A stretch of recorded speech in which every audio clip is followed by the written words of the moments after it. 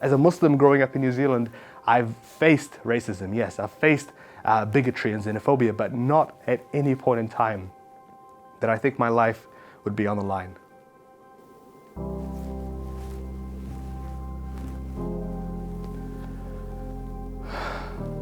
I still have no idea how to put all of this into context. I'm definitely still in shock, and all of this is happening very quickly. I woke up this morning to dozens of messages from people asking if my family was okay. And when I found out what had happened, that dozens of people were killed by a gunman in a mosque in New Zealand, honestly, it didn't sound like it was real. I am a New Zealander, and I have been living there since I was 8 years old. New Zealand is one of the safest, most welcoming countries in the world, and that's something that I've always felt.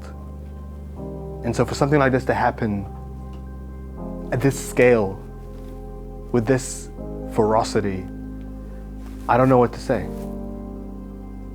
All of our friends and family right now are scrambling to try and find out who was in that mosque when it was attacked. All of us are trying to figure out if we know someone in that mosque. And New Zealand is a small place, and the Muslim community in New Zealand is even smaller. And so chances are, I'm gonna recognize one of the names that comes out. This is the kind of thing that you'd never expect to happen in a place like New Zealand.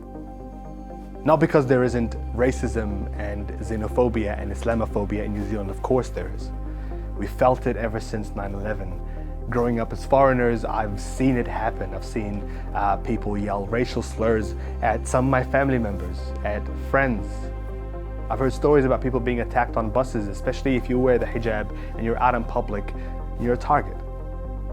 We've had our mosques attacked before in the aftermath of 9/11, but never like this. This is a kind of attack that is new. It's never happened before in the history of our country.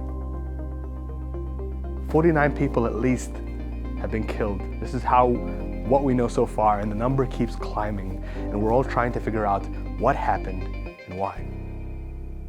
And the why, I think, is going to be the most important question in the coming days. Because this kind of thing doesn't happen in a vacuum. And we'd be fooling ourselves to think this is just about one individual, one crazy person, one lone gunman, and it isn't.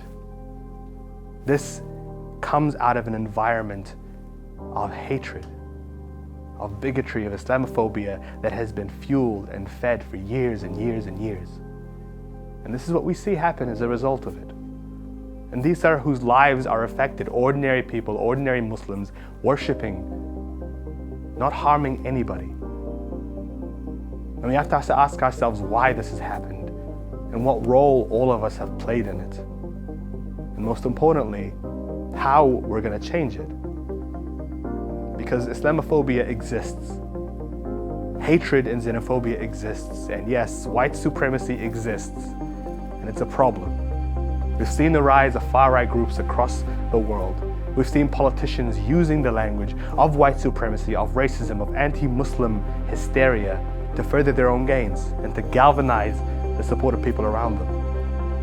And this is what happens as a result.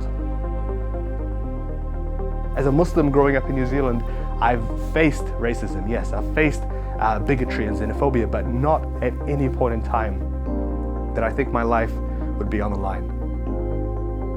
And this is the same for all these people that we're worshiping in that mosque today. All of us now have to ask ourselves, how did this happen? And what are we going to do to make sure that it never, ever happens again?